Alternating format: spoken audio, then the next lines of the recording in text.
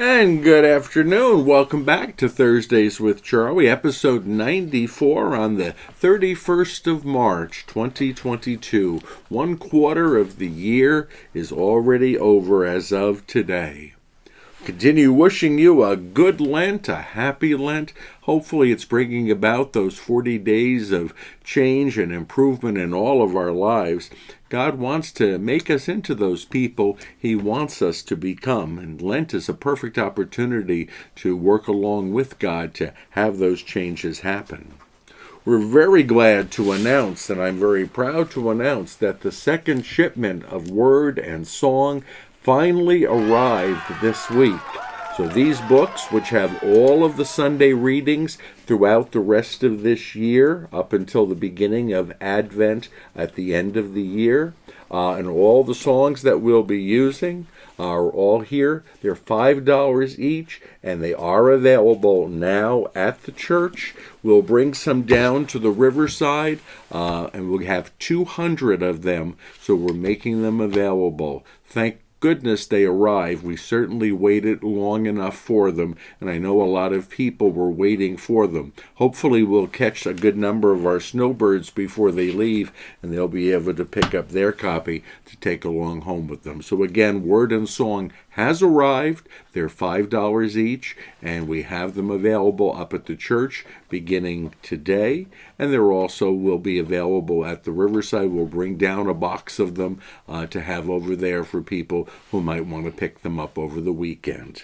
Great news to have those come in.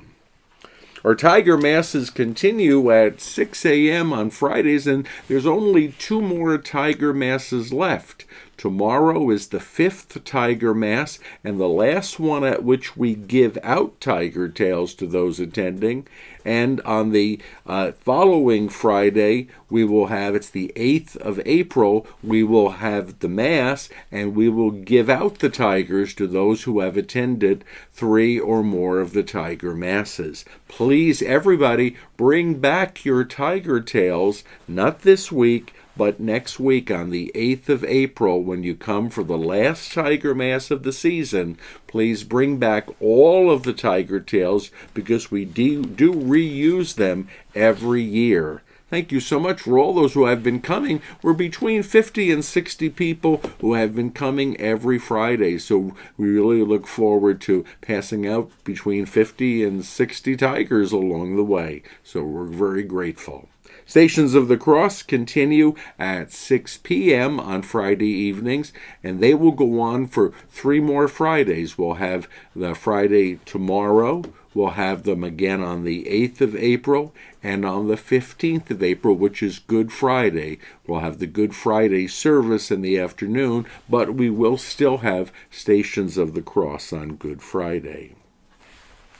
The schedule for Holy Week and Easter, all of the events of Holy Week, Holy Thursday, Good Friday, the Easter Vigil, Easter Sunday, and the Divine Mercy Sunday the week after Easter, that schedule will be in the bulletin this weekend when you come to church. So please pick up a copy of the bulletin so you have the plans for Palm Sunday all the way through Easter and Easter week. The schedule has all the events for Holy Thursday, for Good Friday, for Holy Saturday, and for Easter Sunday in particular. And I remind you that the services of Holy Week are unique in our Catholic Church. They're done one time a year, so they are at different times than you may be accustomed to. So please take a look at that schedule. We'll talk more about that Easter schedule for the Holy Week and Easter in Thursdays with Charlie next week. But we're just warning you now. It's in the bulletin this week, so please take home a copy and keep it handy.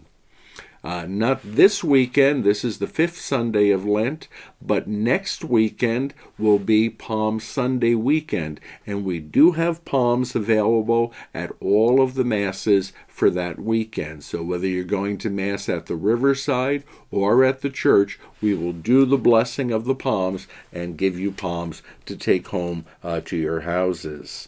It's so nice to be at this point. If you remember in the past 2 years, when we've come to Palm Sunday and Holy Week and Easter, we've had all sorts of restrictions, whether it was that we cannot be together in church, as it was in 2020, or we have a limited capacity, as it was in 2021, or whether we could pass out palms or not pass out palms. At least this year, we're free of those restrictions. So we have no capacity limits. You're welcome to come and join with us. We can pass out palms, and we will make them available at all the Masses Palm Sunday weekend. Again, not this weekend, but the following weekend is Palm Sunday.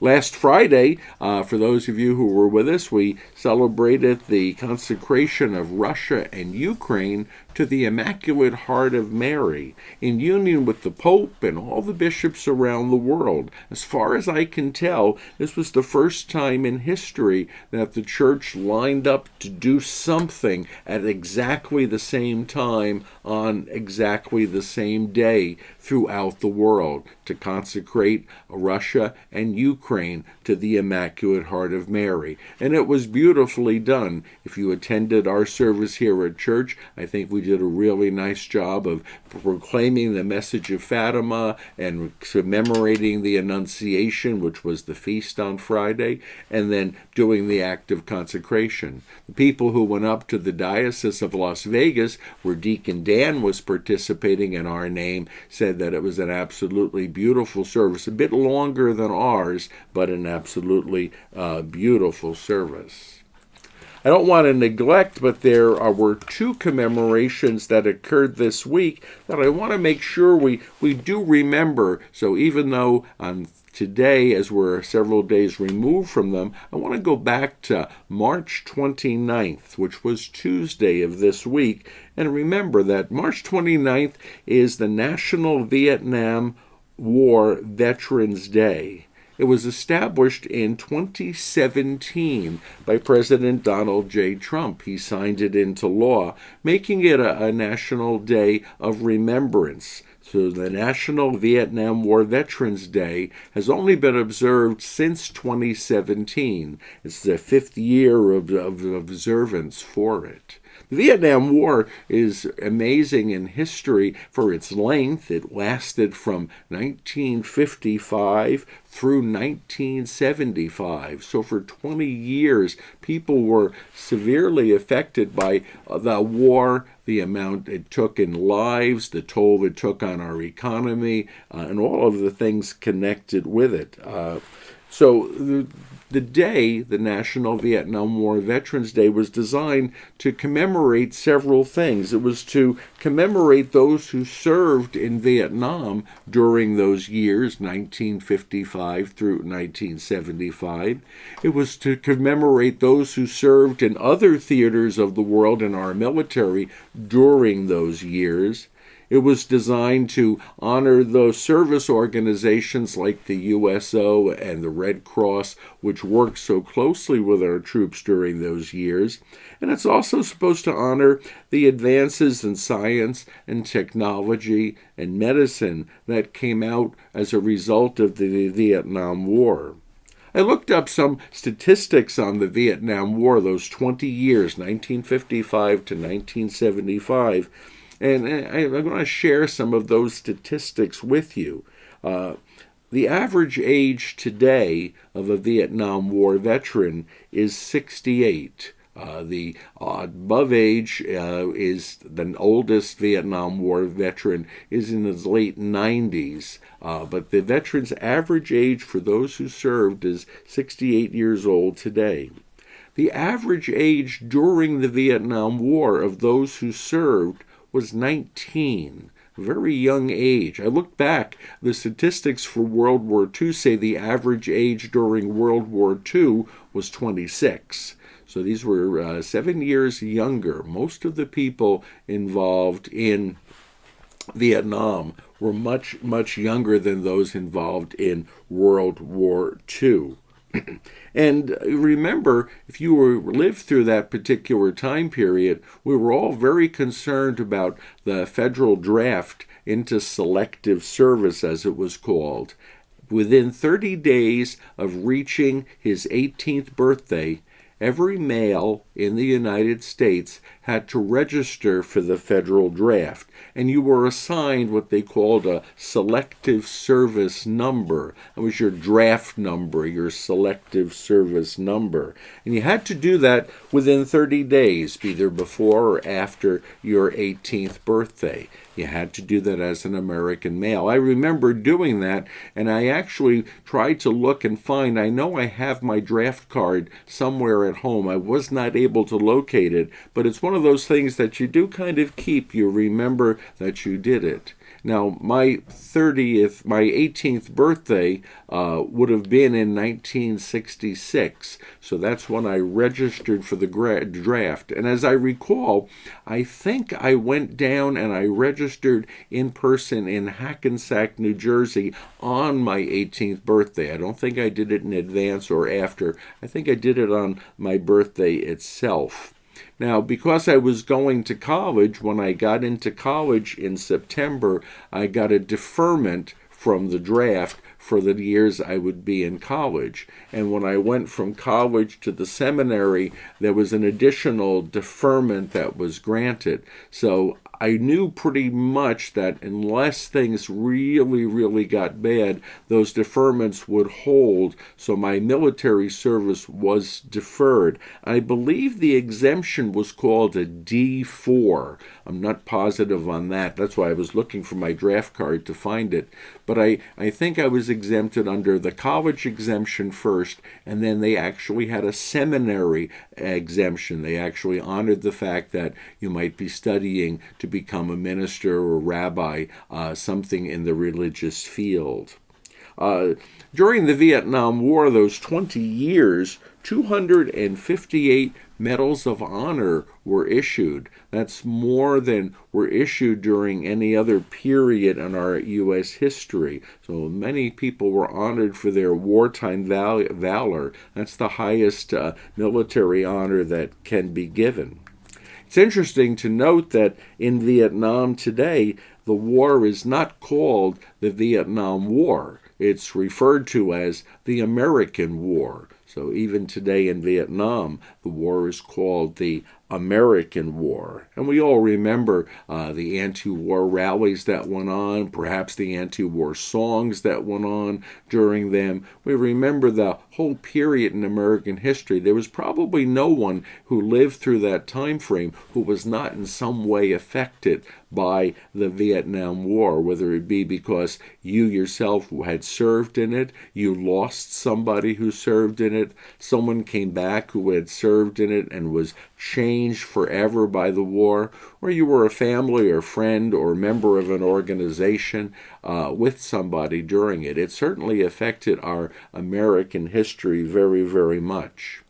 When I heard that the Vietnam War is referred to in Vietnam as the American War, I couldn't help but be reminded of my Aunt Lil. My Aunt Lil was my mother's sister, and in the 1950s, when I was still a young child, my Aunt Lil moved from New Jersey to Raleigh, North Carolina. And she got a job as a school teacher in North Carolina. And she was teaching in Raleigh, and she thought it was amazing. She came from New Jersey. She went down to North Carolina to teach. And she said in the schools, and this is in the 1950s, when they taught about the Civil War, it was never referred to in the North Carolina schools at that time as the Civil War. Instead, they were told to teach it as the War of Northern Aggression. My aunt thought that was particularly interesting, that she had to teach about the War of Northern Aggression rather than the Civil War. Back to the Vietnam War, there were more than 1,450,000 casualties during the 20 years of the Vietnam War. That's an amazing, exceptional amount loss of life. And the cost to the U.S. in today's dollars, the Vietnam War cost well over $1 trillion. It's not a B as in billion, it's a T as in $1 trillion. Very expensive war in terms of supplies and the economy, and also very expensive in terms of the loss of human life. So belatedly, on Tuesday of this past week, March the 29th, we honor those who served in the Vietnam War, those who assisted them and the service organizations, those who served during that time period, and also those who had made advances in science, technology, and medicine during the years of the war. It's the 5th time we've observed National Vietnam War Veterans Day. March 29th is also special for a group within our parish. It's the day on which Father Michael J. McGivney established the Knights of Columbus. Father Michael McGivney was a Catholic priest born of Irish immigrant parents, and he was born on August the 12th in 1852 in Waterbury, Connecticut. He grew up in the Irish household. He decided to enter the seminary. He entered the seminary in Canada, but eventually was ordained in the United States. And he had to break up his seminary period because his father had died, and he had to take over the role as breadwinner for the family. So there was a break in his seminary years. Father McGivney died at a very young age. He died on August 14th, 1890, at the age of only 38 years old. But he founded the Knights of Columbus on March 29th, 1882, when he was only 30 years old. He was a young priest in Connecticut, and he founded the organization at St. Mary's Parish in New Haven, Connecticut. The Knights of Columbus has now grown to be the largest Catholic men's fraternal organization in the world. It has more than 1.8 million members around the world and more than 14,000 local councils around the world. It's very popular in some foreign countries, as, for example, the Philippines. It's very popular within branches of the military service. There are councils. There are college-level councils. And there are councils in many, many local parishes throughout our diocese of Las Vegas and throughout the dioceses of our country and around the world. Our council number is 12,690, 12690, and the councils are numbered. Council number 1 is St. Mary's in New Haven, Connecticut, where they were established, and each succeeding council is issued the next consecutive number. Our council 12690 was founded here in Laughlin on the 29th of April in the year 2000. If you ever want to see an interesting certificate when you're up at the church, we have posted in the church lobby the founding certificate of our council. It's a huge certificate, very, very large, and we were established at that time as the St. John the Baptist Catholic Mission Council, and so that's what our title holds. And the names of the original members are on that charter, chartering us the 29th of April in the year 2000. So our Knights of Columbus this year, in 2022, the Knights of Columbus celebrate their 140th anniversary as a Catholic fraternal men's organization.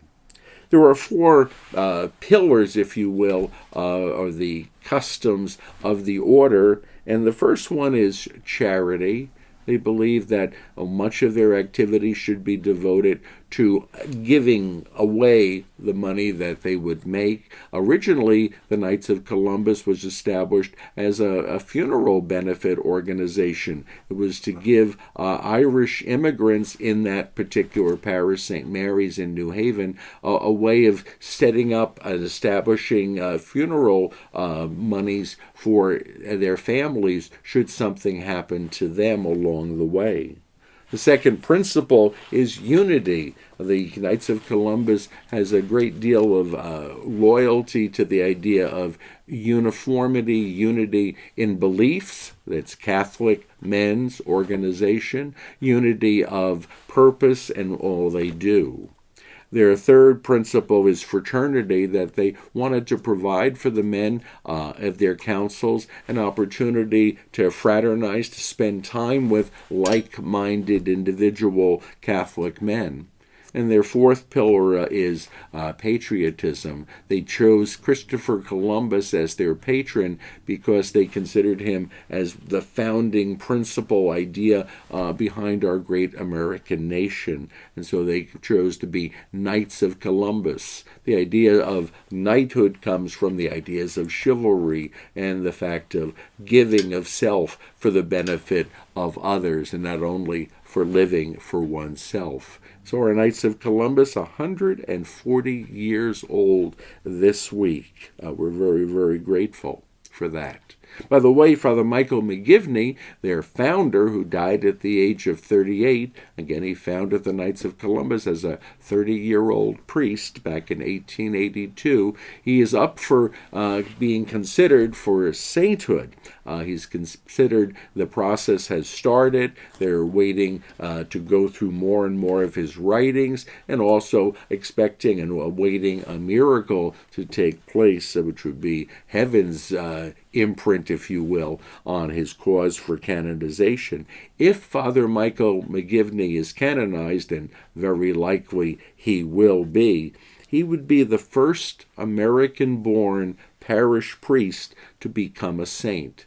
There's other American saints, but he would be the first American-born parish priest to become a saint. So we do pray for the canonization of Father Michael McGivney. I don't know if every organization does this, but I know within the priesthood there are some unique jokes that kind of go around when you're in the seminary or you're just talking with a gathering of priests. And Father Michael McGivney reminded me of a joke that used to be popular when I was in the seminary, and it was that 3 men died. One was a store owner, a butcher, and the other one was a barber, and the third one was a priest. And when they died, they got to heaven. And the first one was given a beautiful but very modest home to live in. And the butcher was very happy with that. And the second one was given the I forgot, I believe banker, was given a bigger house, a much larger house. And the third one who died was the priest, and he was escorted into this huge, beautiful mansion. And he went to St. Peter and he said, how come? He said, I was just a simple parish priest, and my friends, they only receive these smaller houses, and I get this big mansion. Why is such a fuss being made for me? And in the story, St. Peter answered, well, yes, but you're the first parish priest to make it here in 1,000 years. We thought that was a pretty cool joke about our vocations. And so we have the Knights of Columbus, Father Michael McGivney. We all remember that for March 29th. Another day coming up this week, and this one we're in advance of, is tomorrow is April the 1st, April Fool's Day. Kind of an interesting day that's celebrated very much so around the world with varying degrees. It actually has a more serious thing, April Fool's Day, April 1st. In 1565, the Catholic Church Council of Trent, which was the big council that our church had well before the Second Vatican Council, the Council of Trent in the 1500s changed the church from following the Julian calendar to following the Gregorian calendar. And that meant we went, among other things in the year, the counting of days, it also changed the beginning of the year from April to January. The Gregorian calendar year begins on January 1st. And so as the countries of the world came into line with the church on that, it became foolish to celebrate the new year on April 1st when the real new year was beginning on January 1st. So that's connected with the beginning of the day. But over the years, the day became one in which pranksters just would take advantage of the situation, and you would try to fool people on that day into believing something that wasn't true, but could perhaps be funny. It said that there's a British-Scottish tradition of actually putting a sign on the back of somebody which would indicate our equivalent of kick me. They'd find a way to mark people and do it.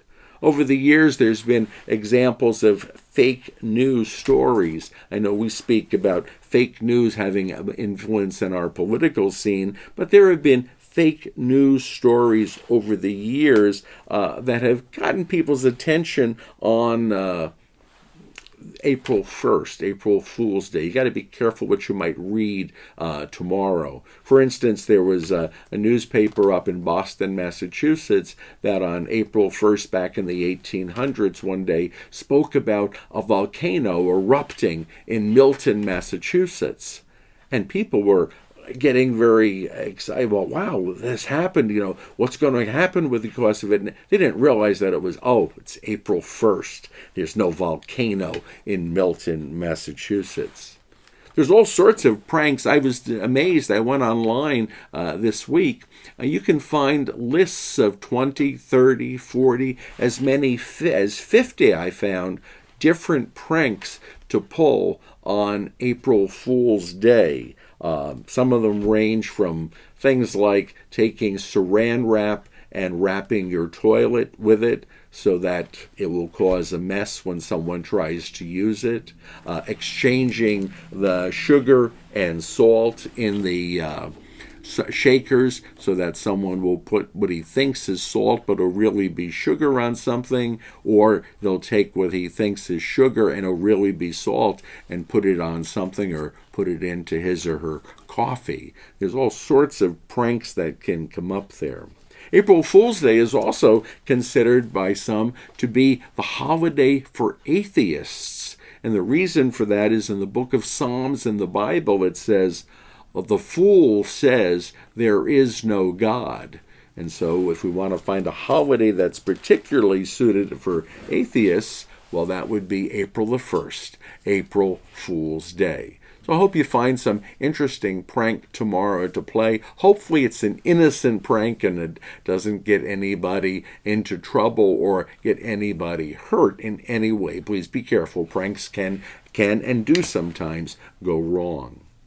For those who were at church over Sunday, I gave a definition of the word parable, which I particularly liked, and I wanted to just reinforce it. A parable is an earthly story with a heavenly meaning. I think that's probably the best definition of parable I've ever heard. An earthly story with a heavenly meaning. Jesus has in the Bible more than 30 different parables recorded. So when we read the parables or hear them proclaimed to us, they're worth listening to. And one of the ways we might listen to parables, and I throw this out there for future Sundays coming up, is when you hear a parable read to you as part of the Gospels, or you're reading it yourself, just try to position yourself somewhere in the story. How would you have reacted if you were one of the characters in the parable? How would you have reacted if you were one of the listeners to whom Jesus was telling the parable? What does it make you think of? How might it affect your views? How might it affect your actions or even your prayers in the days or weeks or months following it? Parables are important, beautiful teaching devices. Jesus used them very, very well. So they're good stories. Again, the definition of parable, an earthly story with a heavenly meaning. Now it's time for Pastor to come and join us. And in view of the situation that we've been experiencing recently with the wartime scenario over in Ukraine, we have a good thought. Fiat Pax in Terra. Let there be peace on earth. Fiat Pax in Terra. Let there be peace on earth. God bless. Have a good remaining 2 weeks of Lent, and we'll see you next week.